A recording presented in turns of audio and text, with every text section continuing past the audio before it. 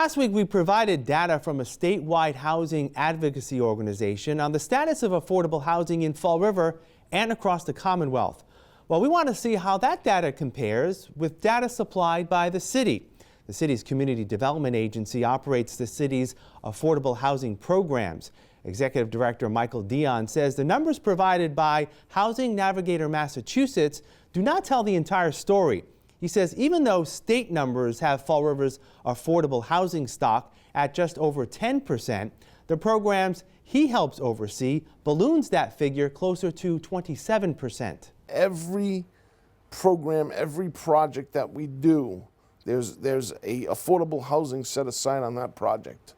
So, in the past, we've done from 3-bedroom units all the way to 100-bedroom units. Okay, we've done curtain lofts, we've done Fall River knitting mills, and one of the things that we don't want to do, and we've made this decision a long time ago, was to make those units all affordable. Having 100 affordable housing units for one group of set of people is not a good thing. So we want to mix our affordable with our market rate. Mr. Dion says Fall River is still one of the most affordable places to live in Massachusetts. He says even though those with low incomes are struggling, Fall River's affordable rents are well below market rate. Tenants who have benefited from these affordable rates tend to do so for some time. In terms of rent, you're probably talking a 2-bedroom around $900 to $1,000. You're probably talking a 3-bedroom, $1,100, where that 3-bedroom in a unit is $1,600, $1,500, and then in a development like Commonwealth Landing or any kind of development around a 3-bedroom is probably $2,200 to $2,500. We are very, very lucky, and I can tell you this because we did it about maybe a year ago. We took all of our units that are home affordable, that have a home restriction on it. And I want to say those units were about 500 to 600 units. And we started to look at the rents for those units. And we really couldn't believe how cheap the rents were on those 600 units. People were still in the $700 and $800 range. They started to go up a little bit.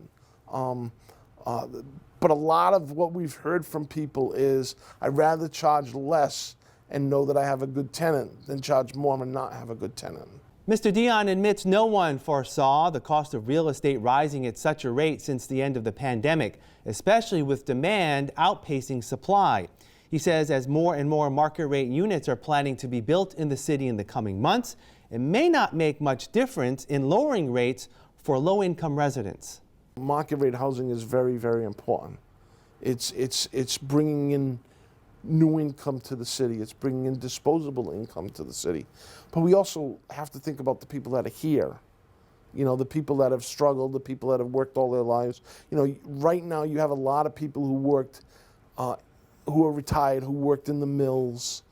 They have a certain amount of retirement, and that retirement isn't covering the expenses. Renters are not the only sector of housing being impacted by rising costs. Young families starting a new life in Fall River also cannot afford to purchase their first home. We used to do a lot of first-time home buyers, and we used to do it, most of the people were 80% of the area median income. Sometimes we were able to get people qualified at 60%.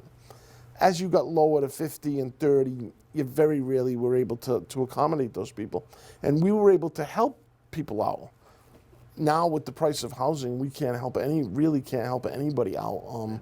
We've gone from 25, our high of 25 loans per year, to last year was basically 0.